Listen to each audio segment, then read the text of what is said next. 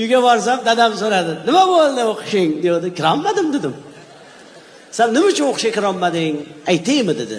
"Nima uchun kirolmadim, dada?" desam, "Mana hovli etagida turgan mol seni o'qishga kirishingga xalaqit qilyapti bolam. Agar mana shu molni sotib yuborsak, yo'ling ochib ketadi bolam" dedi. Aytdim, "Molni nima aloqasi bor deymi?" Lekin kattalarni bilgan ekan, keyingi yilga molni sotib yubordik.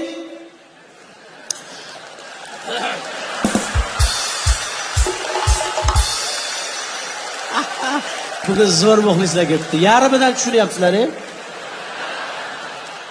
Bugunga tayyorlagan narsalarim hammasini yarmini aytib beraymi? Shu molni sotib yubordik, o'qishga kirib ketdim-ey. Ey, dadam o'qishga tayyorlanyapman desam, "Molni boqimdan ko'ra" derdi-da. Endi tushundim dadam nimaga bunaqa deganini. Lekin baribir alam qildi.